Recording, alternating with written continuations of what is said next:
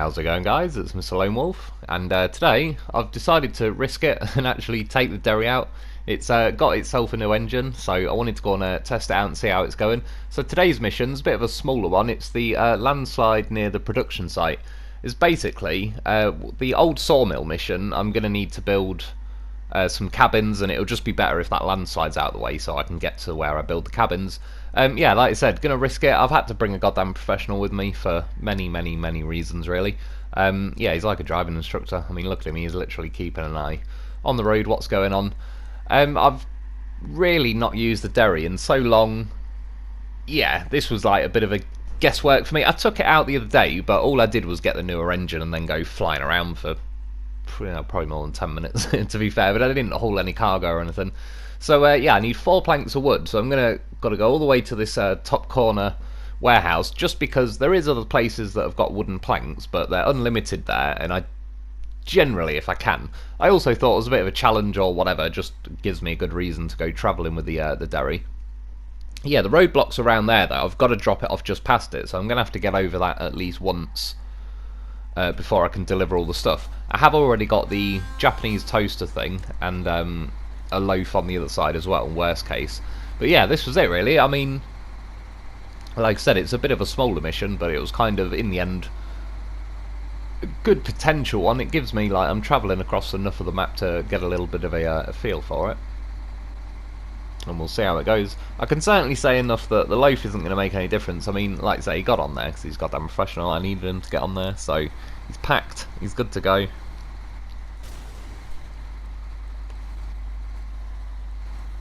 Which, yeah, I suppose is the first bonus. Credit where it's due. It actually can pack a loaf on it. See, now, though, already not looking good up there. I will, to be fair, it is high range gear. But then now I put it in auto, I'm flooring it, and yeah, you can see all the tyres aren't even spinning. So I had to go low range with the diffs on. At least it has got the diffs, thankfully. But still wasn't quite enough. It gave it a bit more oomph, but I had to fling a winch out in the end. Which is a little bit of an awkward hill, this section, but it's not that crazy. I've got up here in, I believe, every other vehicle without having to fling a winch out. Oh yeah, that is a bit of a pro tip. Should have saved it for a tips video. Yeah, disconnect your winch after you've winched the tree so you can actually drive forward and not sit there forever. So we just about got out of there. I'm already getting a little bit impatient, tapping the L1 button, trying to ram it in the high gear so we can get going. At least it started going.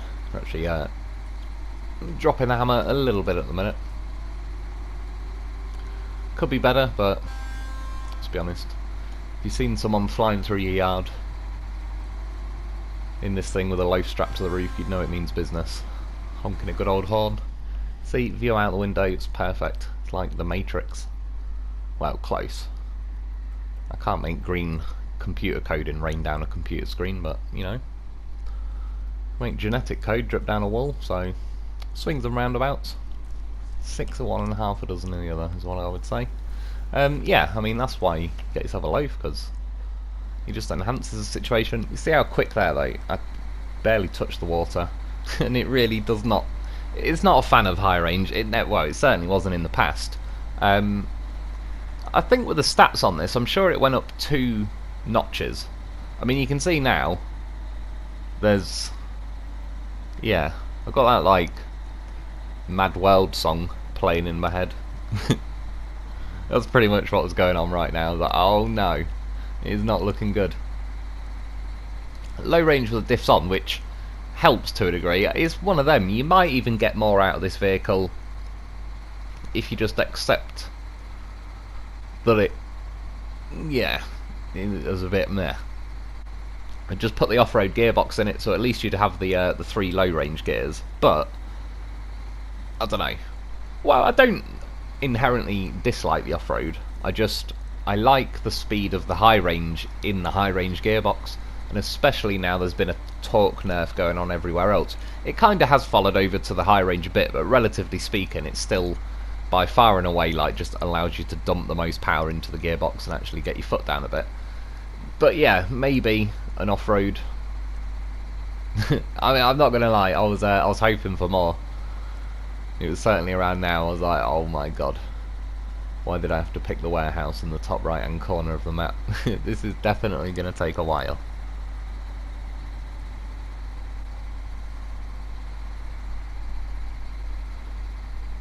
And again, that's the thing, when you're in low range with the diffs on, whichever way you slice it, there's just a certain like rev cap and speed cap or whatever in the low ranges, so you're never going to go rapid, even if you have perfect grip in that case and all the rest of it. You're going to be stuck going slowish. I'd imagine a little bit faster than now, like, especially when the current's pushing against me. But I think what kind of happens with this vehicle, that probably like with the other Derry doesn't really happen so much, but because it's got all those like just banks of tyres at the back, it can be good in terms of grip in a way, but they're all bunched so closely together that there's not a lot of weight on each individual wheel. Like with the Derry's definitely a very heavy truck. I can't remember where it sits. I don't think it's quite as heavy as the Collobs and the P16. I don't think, I could be wrong on that, but either way I think it's like ballpark kind of there. It's nearer to the heaviest vehicles in the game than, like, this thing weighs, I don't know, it's like something like 4 or 6 times more than the Royal, but it used to have the Royal's engine. Whatever engine they've added into it now, I don't know, I certainly think it could do more. I think the power went from B to A or something, like I said, it was 2 more notches, but yeah, I don't really think it's enough. I think they need to just give it, again, if they give it the Westline engine or whatever, something where it's just going to make the power S+. I don't know if that'll solve all its issues. Like I said, it's such a heavy vehicle, they possibly could do, again, with dialing the weight back a little bit maybe, since it just seems to sort of fight in its own weight quite a bit. But yeah, the banks of tyres at the back, I think it's just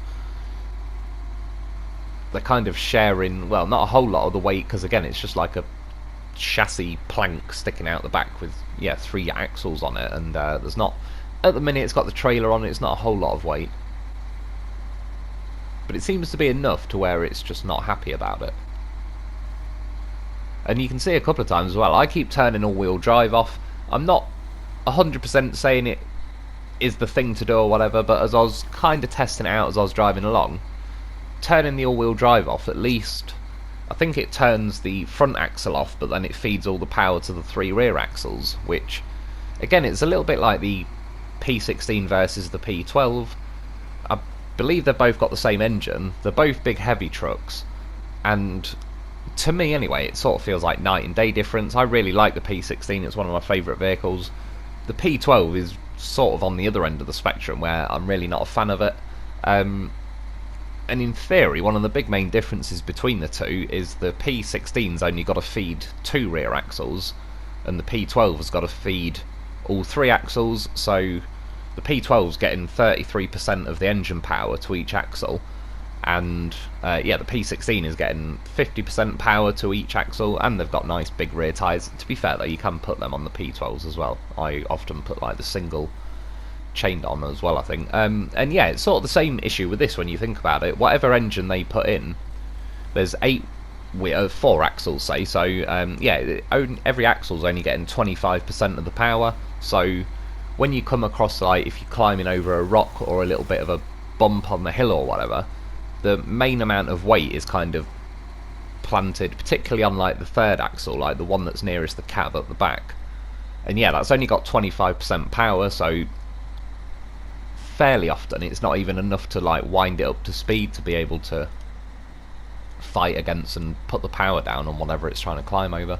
Going through this section though, it got a little bit iffy here. It was getting as near as makes no difference kind of stuck, but I was steering left and right, just hoping between the rear steer and the front I could find some grip going on. But again, this is probably a good example. The current's against me and all the rest of it, so it's gonna exaggerate what's going on, but at a rough guess I would say that that inner axle at the back was probably bumping against a rock, but like I said, because it's only got 25% of the power, yeah, there's just not quite enough there, and in certain situations when I cut the all-wheel drive off, you could sort of feel it a little bit and notice it to where it suddenly feeds it's only like probably what, an extra 8 odd % power to each axle, but sometimes that can be just enough to help you climb over what you're doing. If the front axle's doing its own thing and could do with drive, then obviously it's not the best idea.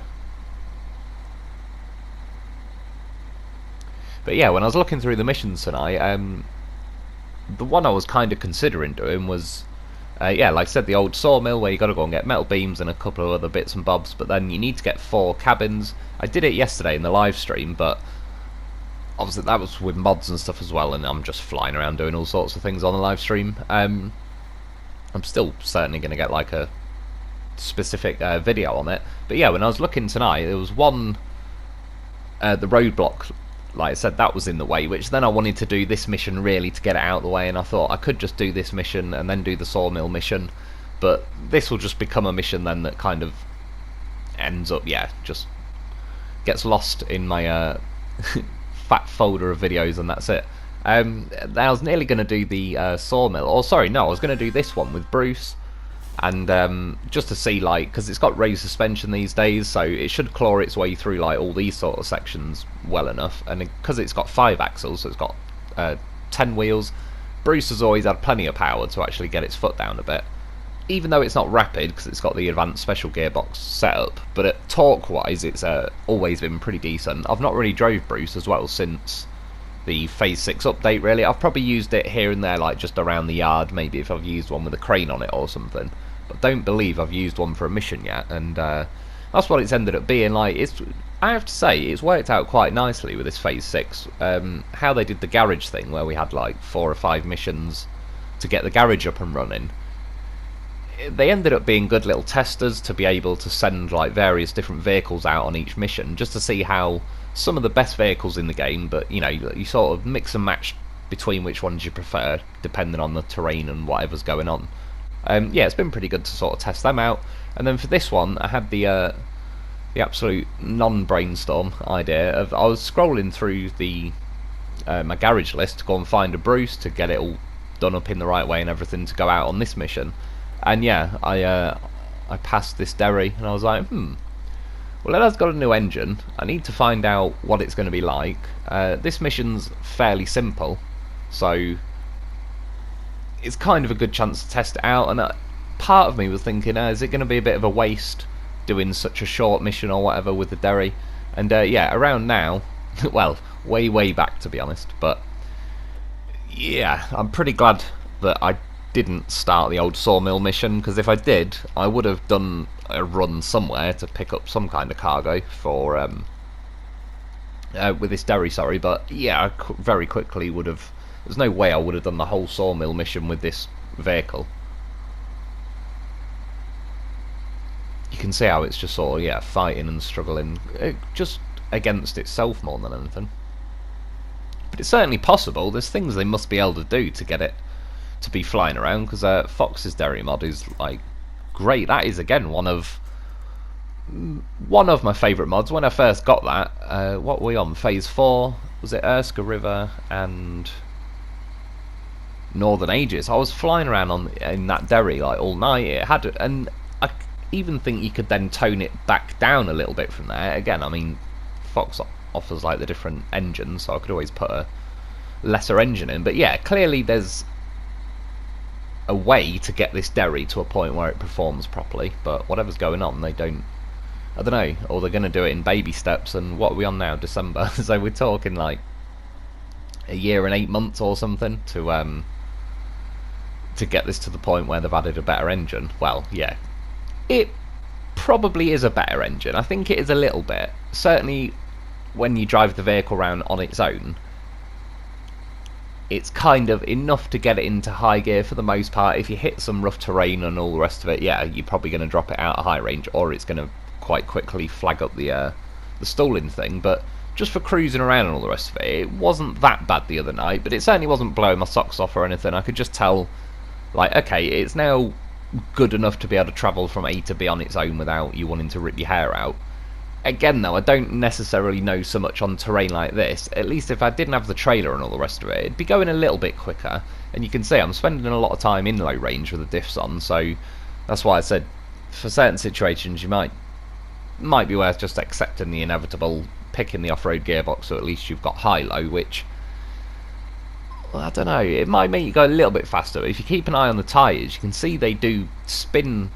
Obviously they do a lot more in auto, but they still do, it seems, a little bit in with low range with the diffs on. And again, I think it's just because they're sharing all the power between them, but they're also sharing that weight that's supposed to plant them into the ground. That's why I'm a big fan of weighty vehicles in this game, this being quite a notable exception really. Probably the P12 as well, but the P16 I really like, just because of how it's weighted and how it translates to how it drives and everything in the game. Yeah, the Navistar again, well worth getting. That's the only DLC that, if you haven't got it, I'd argue it is worth getting. Everything else is one of them really. They're a bit overpriced for what it is, but I don't know. They're toys and things to mess around with if you want it, but the Navistar is genuinely, like, the way it's weighted and drives and all the rest of it, it's not OP at all. It's it just handles really nicely. The Clubs as well, I really like them. And again, that's another example. I mean, the Clubs are definitely, I'm pretty sure, as heavy as this. They're kind of big, fat, square, bulky things like this. They even have 8 tyres like this, so I know the axles are a little bit more evenly spaced, but everything's kind of roughly there. And the Clubs are, yeah, they're great vehicles really, especially like these days. The flat face one, they sorted out the whole issue with it scuffing itself. It's got the raisable suspension now. It's always had plenty of power with the KZ GT engine and the advanced special gearbox, so objectively that's like one of the better vehicles in the game. And in fact, I'll get the Club out pretty soon because I do quite like driving that. Yeah, and yeah, this thing is I don't know, kind of in a category of its own where it's just not happy. It's like it's not happy to play SnowRunner. So anyway, bag 4 planks of wood, and as I'm driving back, to be honest, I edited a few bits out here because, well, I ended up wanting to get the video under half an hour. I could only stand half an hour of Derry time in the end. I think it's best for everyone that it's limited a bit. Sorry, if you can hear a cat meowing in the background, that'll be my cat. He picks his moments to turn up. Yeah, I think half an hour was for the best really. As I'm heading back, the nice thing was flying down that hill, I could at least drop it in high, and we actually had a little bit of high range gearbox footage going on. And then you get to the bottom, as soon as I hit the snow, in this Derry's defence, the snow does feel OP on this map, like, and it does a little bit on the other map as well.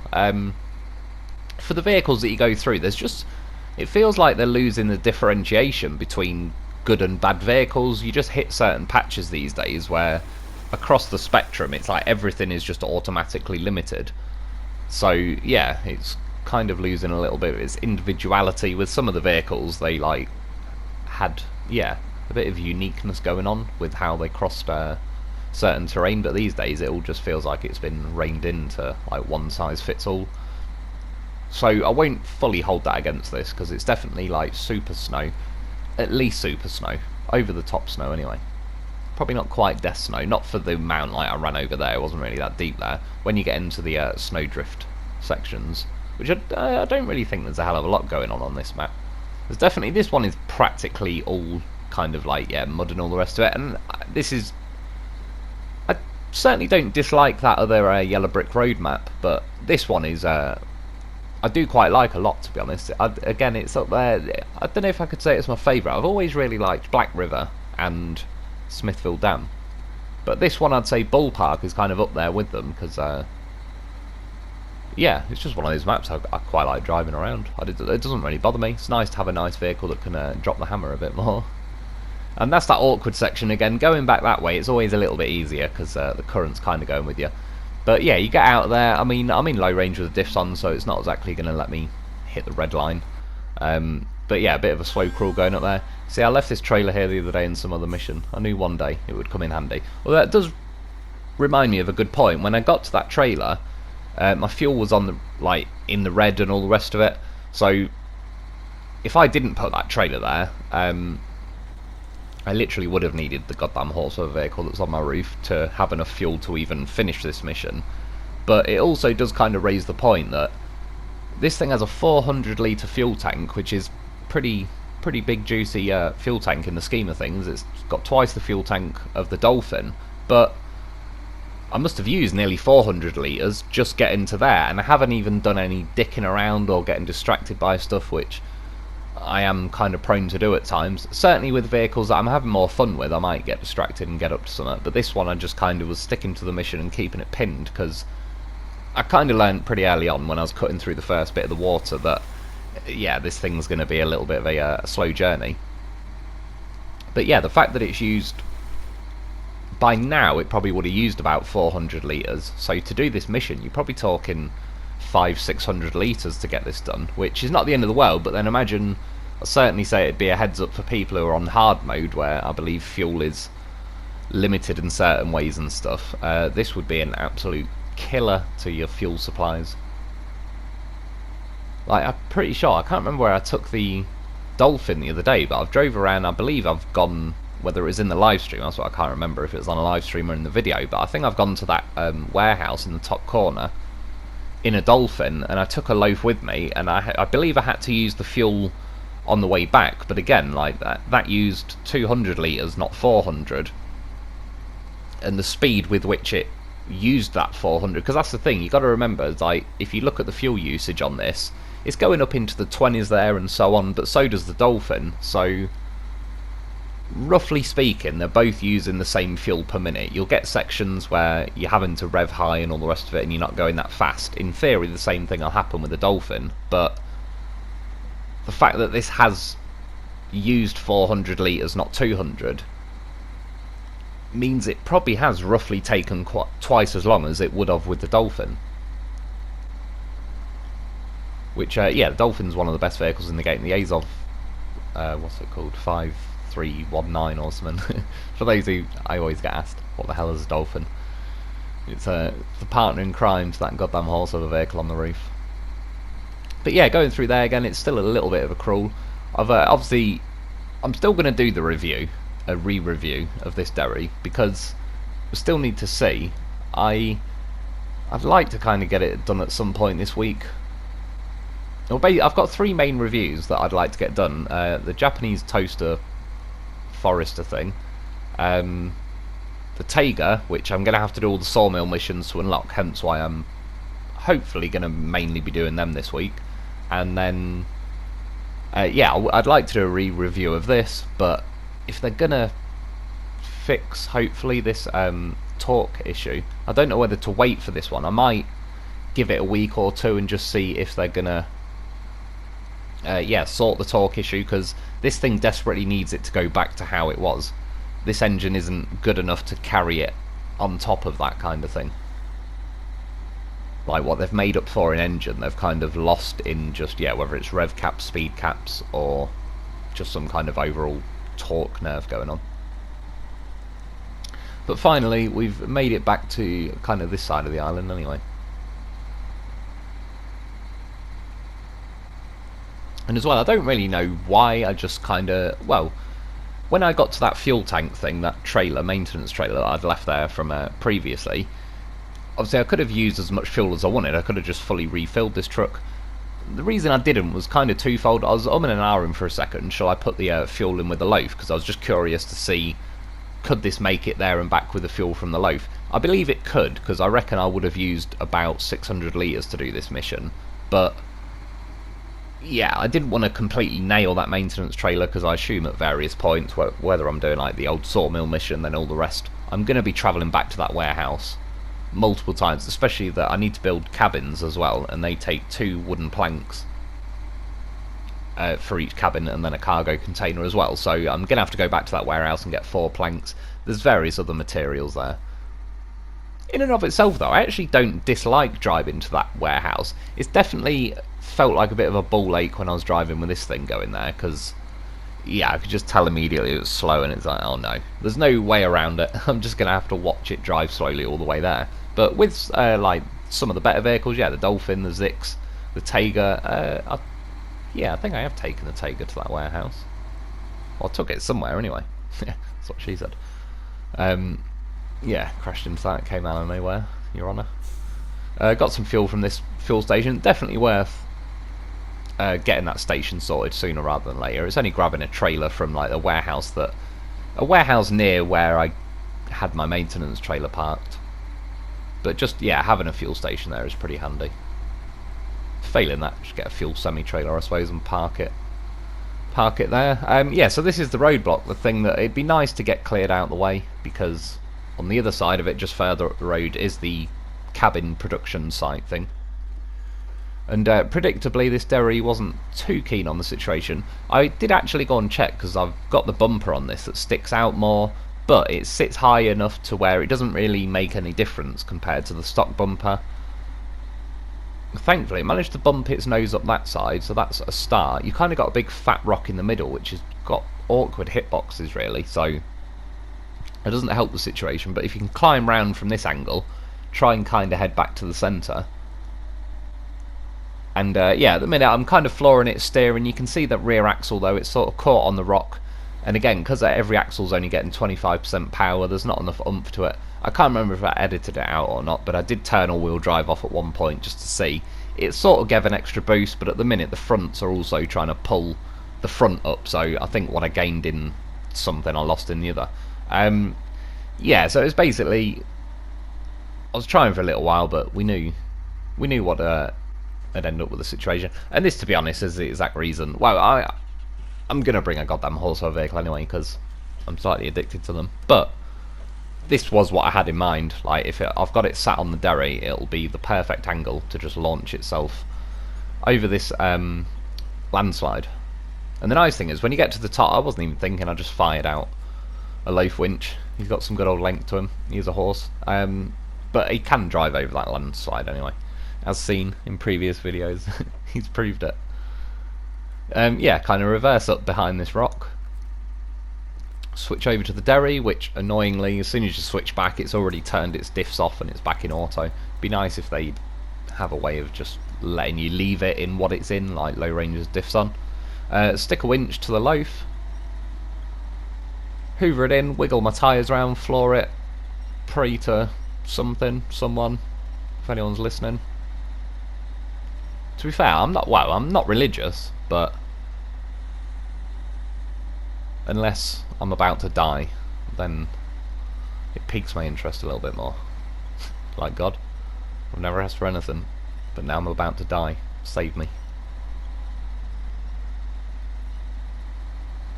Yeah, took a little bit of wiggling around, certainly what she said, but we got there in the end. It ended up pulling the loaf kind of back up the landslide a little bit, but it's not a problem.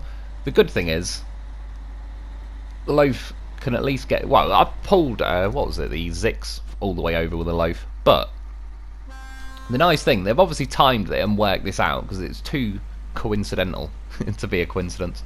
I know that sounds wrong, but go with it. Yeah, there's this tree, and then the tree to my right that's on the other side of this landslide, and just by being able to pull that Derry up to kind of like where its nose is at the centre of the landslide, I can now fire a winch out and reach that tree. So, but it's been the case with every vehicle where the Zix couldn't get any higher than where I kind of got stuck. This Derry couldn't. I think every other vehicle I've drove here, the Forester couldn't. Every single one I've had to send a loaf over first, and yeah, winch my vehicle, kind of have it assisted on its way to the middle of the landslide. But at least it's a bit of awkward. I'd kind of like it in a way if they made it a little bit easier to drive over, just because why not? It feels kind of fun being able to drive over there with a truck, but at least there is a mission to actually clear it, so it's not one of those situations where we just have to suffer it and there's a, yeah, nothing's going to change. Well, now it's gone. It's the last time I'll have to mess around with that. I think I've done it in, yeah, the mod video, my mod playthrough as well. See the loaf? He's playing around at the back, but he's actually getting ready for the next step. He's got his tyre hooked over on there. Yeah, drop the 4 planks of wood. You can see the factory right behind me. That's where you build the cargo containers. So again, it's pretty damn handy to get this out of the way. And do you know what? I genuinely was going to go and do the shore landslide mission as well, but by now I was like, oh hell no.